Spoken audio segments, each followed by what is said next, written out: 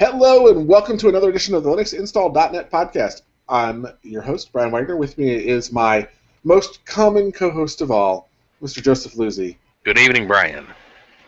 You guys did a great job without me last week or the week before? Week before. The week before last. And travel schedules and timing just didn't work out for last week. So sorry for everybody that we missed last week, but it's going to happen every once in a while.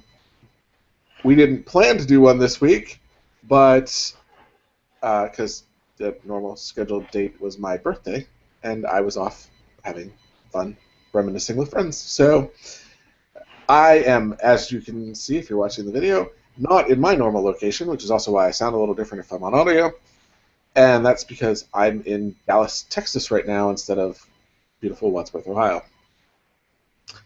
And just a little difference there. Just a little. Not nearly as hot as I worried it was going to be, though. And actually, my friend said that last night. How's it been out there?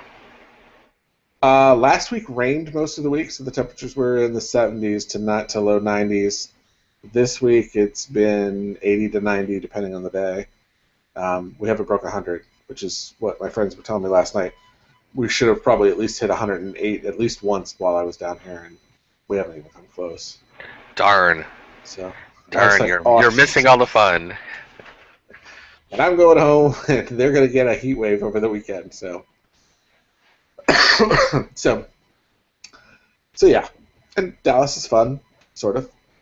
It's a crazy town driving wise. They like their highways and their one-lane on ramps that go for miles. Not really miles, but it feels like miles. Especially when your GPS says bear right, and then you bear right, but you didn't bear on the rights, and you're stuck on a one-lane bridge to wherever you were not trying to go. So that sounds like fun. Yeah. Traffic is traffic, though. Doesn't matter what big city you're in. It's all the same. So what have you been up to, Joe? Not too much working. Between working and a couple other things. Walt and I were going to try to do the podcast yesterday. I had a couple of things pop up to where I couldn't, and then we were chatting over Google Chat, and you said, well, let's try to do one tomorrow, which is today. So I said, sure. But then Walt wasn't available, so that's why it's just the two of us today. Right. And, yeah, Linux-wise, you haven't had a chance to really do anything because you've been doing Linux at work all the time. So, besides what I've been doing at work, I have not had a chance to really do much at home with anything new or fun or exciting that would be worthwhile talking about on the podcast. Now, I've been playing with my Raspberry Pi again because I think I'm going to use it as just my DHCP and DNS server because I run full DNS and DHCP servers, and they're pretty light services, so it shouldn't. The 128 megs of RAM shouldn't kill me on that one. Right. So I was playing with that quite a bit, trying to determine which one of the... Wow, there's a ton of Raspberry Pi distributions now. And they're all very specialty because it doesn't have that much space. So it's been interesting trying to decide which one will be the easiest to do. And I think I've settled on doing things in Arch Linux, which is somewhat new for me. I've only played with it a few times. But Arch seems to be the best supported for Raspberry Pi. The Arch team seems to be supporting the Raspberry Pi pretty well. And there was almost a full complement of packages. I'm not going to say a full complement because I didn't check everything, but I had 9 or 10 pages worth of packages, so that's pretty cool. normal. My guess is with Arch, the stuff should be pretty well optimized, both size-wise and speed-wise, I'm guessing. Yeah, that's one of the reasons why I chose it. And you have to add all the stuff. The base Arch image is just that. It's base. It's only what you need to get a Raspberry Pi up. And then you have to start adding your own stuff. And so that's another advantage that has for me because it doesn't. I'm not trying to uninstall all the GUI stuff that I don't need. Right. Yeah, it's probably giving you less overhead, which is exactly what you want in that type of device. Right. So I've been playing with that. Cool. And I drove by. I haven't had a chance to play with it yet. But I drove by my local Radio Shack to see if they'd gone under yet or closed or whatever, because Radio Shack's closed in all kinds of stores. And I'm in Wadsworth, Ohio. I really don't know that that's going to be one that sticks around. But so far they are. You never know. When I drove past, there was a sign that said clearance, and I went, ooh, wait, are they selling stuff? So I had to go in. And on the clearance table was a Netduino, which is an Arduino.net style. Luckily for me, I can flash it and make it not .NET style, which is what I will be doing. But it's cool. I picked up the kit for like $23, and it's got a breakout board, and it's got a bunch of LEDs. It's got a motor. What else does it have in it? A bunch of little wires for hooking into the breadboard. It's really cool. It's a neat little experimental kit, and for $23, it was pretty good deal. So I'm going to try to find time to start doing some projects and stuff that are in there with my son, and see if I can get him into doing electronics and making things flash, and beep, and stuff. Oh, there's a speaker in there. Cool. Speaking of your son, did you set up a Minecraft server for him? My son has discovered Minecraft. I didn't. I ran out of time. I didn't have time to set anything up. All right. But I think I am going to grab the distro and do that. I'm still trying to decide where to buy Minecraft. Because I was doing some research, and I don't know that if I buy the one on the Xbox, which is what he's been playing, he's been playing on my nephew's Xbox, I'm not sure if I do that, if the account really does transfer to a PC version. It seems that all of the PC versions, Windows, Mac, Linux, you can flip between any of those with your account. You're fine. But I'm not so sure that works that way on the Xbox. And the Xbox is $7 cheaper, $8 cheaper. Yeah, I am not certain of that. That question, I do not know. But I want him to play it on the computer, because if I let him play it on the Xbox, I'll never see him. I was going to say, it would have been so much easier if you would have just bought this when the rest of us bought it back in beta. Paid half the price of what you pay now, so. But it wouldn't have had his name on the account, which this will now have. So. True, but setting up the server should be very simple for you. I think I talked about that before. I set up a server. It's basically just a Linux distro that you could set up. That's just running some jars and everything that you can just download and update, and it's really easy to do, and shouldn't have any problem running it. Yeah, I didn't have any problems loading the demo, the software and the demo, but it's only a demo because I haven't paid the money yet. As soon as I pay the money, then I can use his real account. And I got that onto his workstation, which isn't very powerful, but it'll work for this. It's only 8-bit graphics. It's not that complicated. I have been warned by you and the friend that I was seeing last night. Their 7-year-old she is very into Minecraft, so much so that last night while we were all sitting around talking, she was molding clay characters from Minecraft. So that she was making all of her favorite characters in clay last night, and it actually looked pretty good. It's like, that's funny. She was really being very precise about making sure things looked square. They weren't really square, but they were close. For 7, they were pretty darn good. But they were sitting there, they're all blocky. Like, she even made it blocky. Like, she didn't try to smooth them out and make them look more normal. They still had the 8-bit character style to them. It was pretty good. That's funny. That's awesome. So, yeah, that's the other fun stuff I did. But other than that, I haven't. Sounds like a lot more now that I sit there and talk it all out. But I didn't really think I did that much with Linux the last 2 weeks. I guess I did. We wanted to talk about what happened at Google I/O, because I/O is, for people doing Linux and Android, I/O is kind of one of the second Christmases, if you will. Yes. It was really funny to see that, unlike all the past years where they've basically handed out a couple of $1,000s worth of hardware, like generally more dollars in hardware than what it costs you to get in. Yes. Yeah, it's always been a worthwhile conference to go to. You always come out ahead, I think. Not this year. So one of the things it seems like they handed out was the Android TV, which is really interesting to me. Both of us have been using Chromecast lately. I know I've been using mine extensively to watch a lot of different things. So I mean, so far I'm really enjoying the Chromecast. It's it's cool what it can do. Um,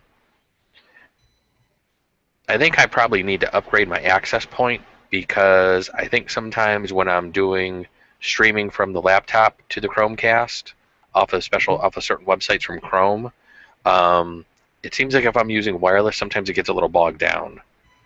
And I think that's just because I have an older access Linksys G access point. Yeah. So usually if I hardwire the laptop in and then just use the wireless for the laptop to connect to the Chromecast, that seems to work fine. Um, haven't had any issues with it so far though. Really enjoying it, but I'm very curious as to where they're going to go with this whole Android TV, as it seems like it's basically going to be the next iteration of their Google TV. Well, and they went beyond just Android TV, right? There's also Android Car, and Hmm there's a third one I can't remember. But Yeah, that I think there was a third one. There were a lot of wearable products too, as well. It seemed. oh, that's right. Yeah, the Android wearable stuff. Those were the three things they were talking about. What was interesting was, unlike regular Android, the terms of service and terms of use for Android TV, Android Car, and Android wearables is much tighter, and there are limits to what you can do to them. They seem to be trying to correct for the mistakes of the past, where you had stuff like the Moto Blur issues, and even though you like it, a lot of people don't like the HTC one or the Samsung one for that matter. Hmm Um, all the skins that were on it. So it seems like it's going to be much harder to skin this one, or you're going to be able to do much less skinning, I guess. And truthfully, I wouldn't say I'm a huge fan of the HTC one. I just don't think it's that invasive to where I hate it. Maybe it's because I've used my last several phones have been HTC phones, so I'm kind of just used to the whole Sense interface. Um, but in regards to like the Android TV, it's I think they're really going after Apple, and they're really going after Roku and some of the other streaming devices, mainly based on what they're trying to do. I mean, they're trying to position this device to not only do streaming, but to play games. It's coming with a controller. Uh-huh. So, and Did I they, think I did even they announce a price? Because that was the one thing I didn't see anybody I talking about. I didn't see a price either. So no, I don't think they have. And if they have, we both must have missed it because I haven't seen that either. But I think I even talked about this on the gaming podcast. In saying that, well, some of the games on your Android phone are nice time wasters. I don't know if I want a device like that hooked up to the device I like, but the gaming aspect, I don't know if I would play a lot of those things on my big TV because I'd rather play the PS4. I'd rather go play the PC. I'd rather go play something else than an Android-based game because they just don't have the You, depth I think that most games have. They're nice little time wasters on the phone, and that's what they're good for. so you don't want to play Candy Crush on your 50-inch? I don't even have Candy Crush installed on my phone. I mean, I get Facebook requests all the time to play Candy Crush from my wife, from friends, from my mom, cousins, and I'm always just like Oh, I've swipe it already away, blocked swipe it. it away, swipe it away. I just blocked it. I just said I don't want to see any more I, invites I I for. have to go in and do that because I do get quite a few from coworkers. Yes. But So I just don't know. I mean, some of the other things that it's doing as far as streaming and a lot of the other things that they're going to be doing with it sound really interesting. Um, so I wouldn't mind getting my hands on one. Now, I guess I need to see to research it a little bit more and learn a little bit more about it because I guess then I'm torn between do I want something like that or do I still want a Chrome box? like a Chrome OS box screen? Yeah. Well, funny, I don't know if I mentioned this, but I managed to, thanks to Jake Chaplin, Chaplin, Jake. Sorry, I got your last name wrong. I'm really doing bad with last names in the last couple of podcasts. I've tried to say people's last names, so I'm just going to stop saying people's last names. Probably a good idea. Anyways, Jake is somebody I met at the DevOps Days conference, and I've been kind of mentoring him and trying to help him get out of his current job situation and find a new one. Um, and in appreciation, he just sends me a Chromebook, one of the Samsung Chromebook I think you laptops. said you got one, and I figured okay, interesting, because I think you mentioned you did get one, Yeah. but you So never I've said where had. you obtained it. That's how I obtained it. Jake was nice enough to send it to me. I owe him a sushi dinner. I thought that was pretty fair trade. I think I got a much better deal on that whole thing, but okay. Um, I have played with it, and as much as I thought it would be okay that it was only web based, Hmm. I quickly found the limits of what I could do just on the web based on what like you and I would be doing. Right. Um, there is a nice SSH Chrome app that works really well that I really do like, and when I don't feel like installing Putty on a machine like my work machine, where I rarely need Putty, I just fire up that and it works perfectly. I haven't had any problems with it, which was really amazing to me considering it's just in the browser and there's no real backend to it. Now, some of the stuff that they were talking about doing with Chrome apps at Google I/O and some of the new focus that they have on it, and that is still one thing that's still. I think it kind of became clear that Google thought either Chrome OS or Android was going to win. There was going to be a clear winner, and they were going to drop whichever one wasn't the winner. But the problem was now it seems like both of them are doing relatively well, and so now you can't really kill one because they have fans. Plus, they're both making money, so why would you kill them? I mean, uh, but playing with the Chromebook, that browser only thing. If all I'm doing is surfing the net and hitting Google Plus and Facebook and YouTube and that stuff, it's great and it's totally capable. Considering it's running Chrome, I haven't had any memory issues with it. But I'm itching to put an actual real OS on there after only a few hours of playing with it. Because I keep going for stuff and going, I'd like to. Oh, I can't. I can't. And they're just little things, but you don't really have a desktop. You just have a browser window, and you just have more tabs on the browser. Not that you can't. You can pull the tabs off and set them next to each other, but it's still kind of a limitation. It's a nice writing machine too. Actually, that Samsung keyboard isn't too bad. But I understand why Jake got bored with it. Let's put it that way. it, And I think that's a good point, and that would then make me think, okay, then instead of like a Chrome box, would I want one of like those small Intel boxes, like the the NUCs? Nux.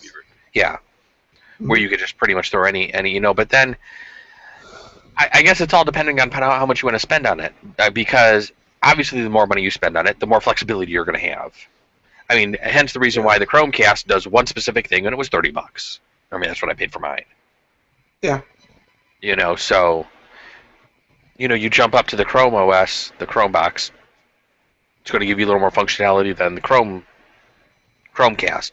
You jump up to one of the NUCs where you're basically running your own distro or something, you're going to have way more flexibility than you had with either of the two previous ones and be able to do more with it. So it all depends on how much you want to do, I guess, and how much you Yeah. want to spend. Well, and one of the things that I want to see is a bunch of these apps, because they're Chrome OS apps, should work on our Chrome browsers on any operating system. And one of the things that's really missing that I can Chromecast to, but I still can't use on my Linux box without going through a whole bunch of hoops, is Netflix. And if Netflix could run whatever it's running on Chromecast on my Chrome browser, and I don't understand why there would be any reason it couldn't, other than it Hmm. doesn't have the software. But if I could get a plugin that would let me run Netflix on my Linux laptop without having to do any of the wine solutions or any of the other solutions. That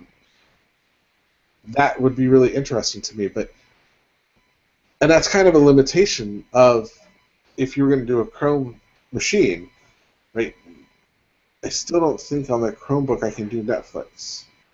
Right, and I wonder if one of the issues in talking about this, I wonder if on the Chromecast, if they're licensing something to be able to do that. That maybe they don't want to pay for all of the browsers to be able to do. Well, I'm wondering, is it that, or is it so that they don't have to set up some DRM scheme because the Chromecast isn't capable of recording anything? You couldn't record anything. Well, I mean, I guess you could. You could plug it into an HDMI recording device of some kind. But that's a lot of work. Okay, Kitty, keep moving. One side of the screen or the other. Before we get too far away from the Chromecast, the coolest part about the announcements of the Chromecast was not having to be on the same Wi-Fi network to be able to manage it, or having to change the Wi-Fi network information to manage it. Mm-hmm. And that switching over to being some audible tone so that you can manage it with your phone. Because I have this nice television right here, and I tried before bringing my Chromecast, and I really didn't have a way to stream anything to it. Because I couldn't get it to, I couldn't get it to actually connect to the Wi-Fi network because the hotel wanted you to log in. Yes, yeah. So people didn't just freeload on it. So it was like this catch-22. I can't get it up to where I can do anything with it because I can't authenticate it. So it ended up being pretty useless, which kind of sucked because that's why I bought a second one. But, it's still, I really like the Chromecast too. I have to say, it's one of the best $35 investments I've ever made because you just plug it in and it takes 2 minutes to configure and then it works. And it just works and works. I never have any real problems with it. I've had some of the wireless issues with browsers that you were talking about, but I think that was just more of a wireless thing than it was really the Chromecast. Right, yeah, and I think so too. I mean, like I said, I think one of the things I've noticed when I'm doing streams like that, I try to make sure that Crash Plan is off, and anything that's, especially on the laptop, if it's using Wi-Fi, I try to turn off any of those other things that are maybe using the wireless. And it seems to be fine. Or, I could even just hardwire the laptop in and then use it that way, and it works perfectly. I mean, like you said, for the amount of money that it is, it's just, it was just a very good purchase. Yes. It was. It is. So, all right, well, the other thing that I wanted to know, what did you think about the changes to Android with wonderful Android L, which they've still yet to tell us what the L stands for dessert-wise. Still don't know what the dessert is for L. Well, now on that, I didn't catch all of the Google I/O stuff, so fill me in on what some of that stuff is. I don't think I've heard about all of this stuff. So one of the big complaints everybody has had about about Android since the beginning is it's not as pretty as iPhone OS, the iOS. Mm-hmm. So they hired somebody back 2 revisions ago, and he has slowly but surely been doing what he can to upgrade everything. Not upgrade it, that's not the right word, but to give it a better look, to kind of smooth out the rough edges. Yeah, to skin it, basically. And they're calling the new design, I want to say like fabric or something, or woven, I don't know. But it's gonna borrow some of the design hints from. That's really crazy because that just embodies an image of something you want to touch and feel. Right. And they're going to borrow some design hints from Windows Phone. They're going to have a little more tiling going on. You'll be able to have buttons that hover, that look 3-dimensionally above one thing over the other. So you can still have things slightly in the background, but you can do some translucence or just drop shadows and stuff like that, just so it looks a little better. Not really there's no new function to this part of it.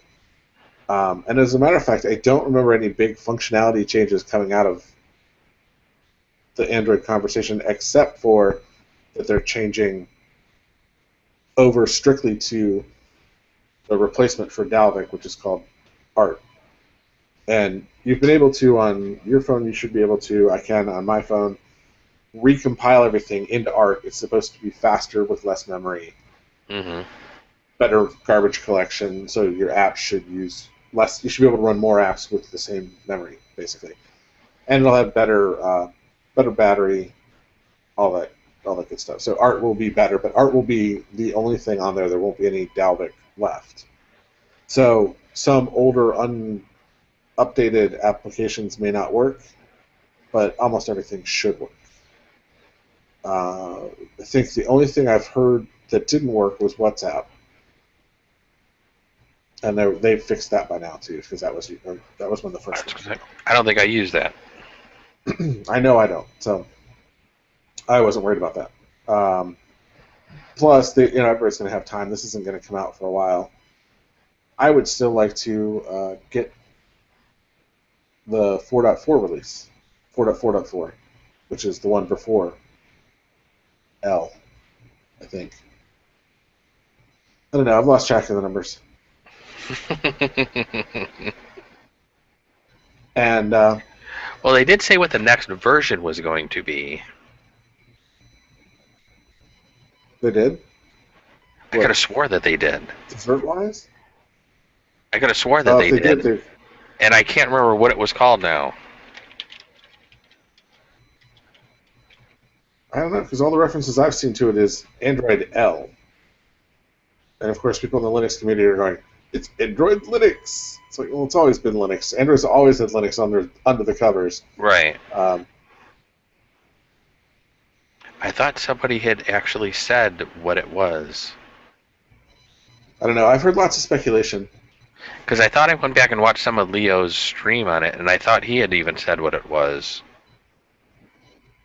I don't see it now, I know on this past Sunday's show, they were joking around about it being Lemonheads and doing another, like they did with KitKat, doing another co-branding. Yeah, that was kind of funny. And I still see Android KitKat packages around here and there. Yeah. I mean, you know what? Lollipop. I heard it was going to be Lollipop. Yeah. Somebody said lemon meringue pie at one point too. Okay, that's just too long. That's just ridiculous. That's just ridiculous. That's just too long.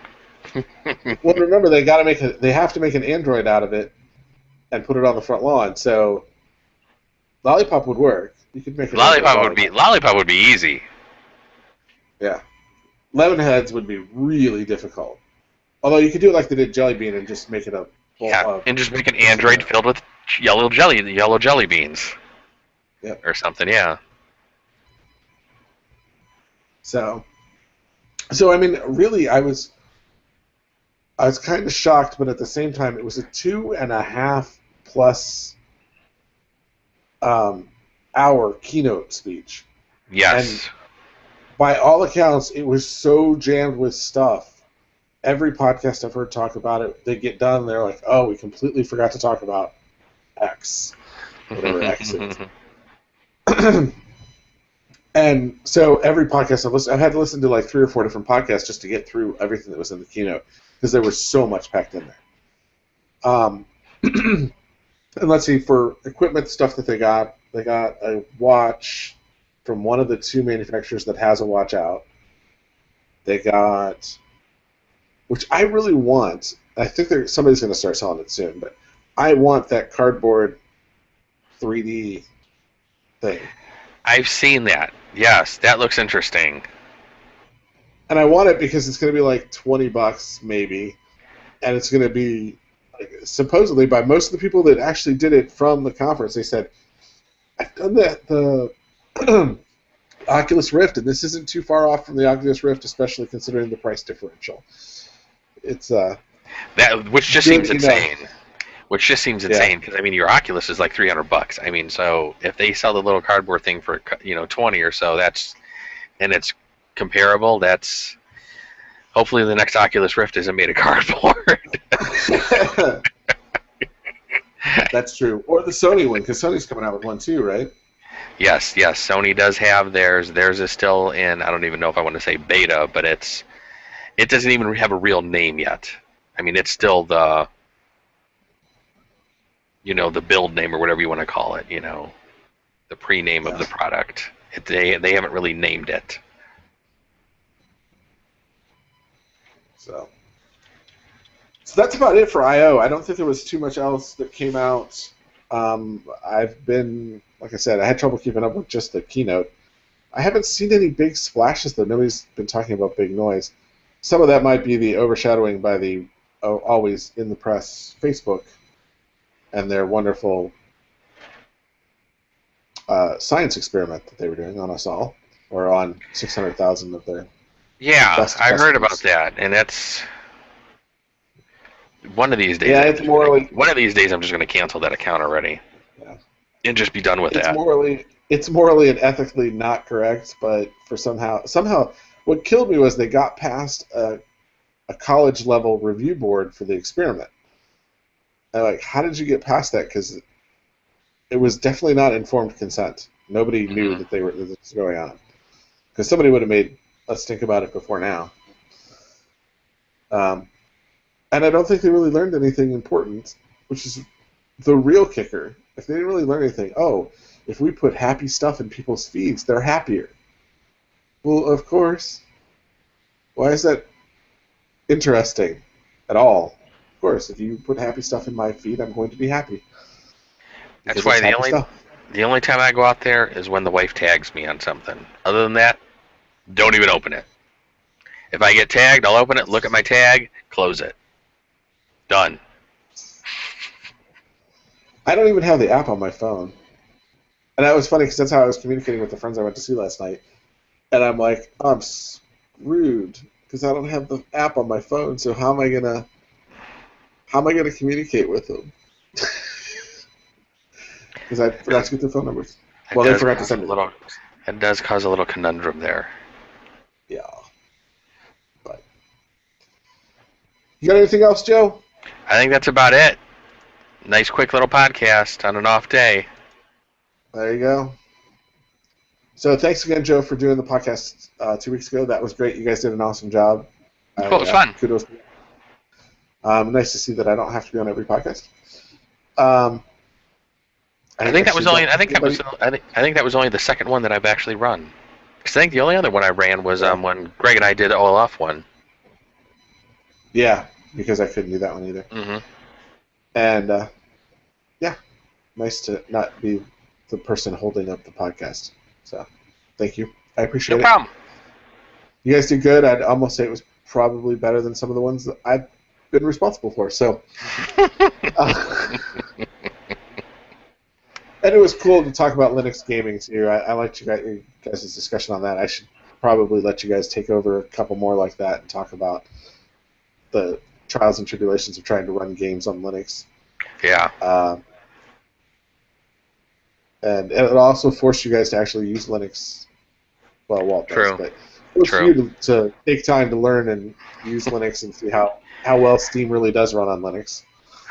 Trust me, I've done quite a bit of getting certain things to run on Linux over the years. So it's definitely an adventure. Let's say it's almost a game within itself. to get the game to run. It's getting easier every day, so yeah. It'll get there. Definitely.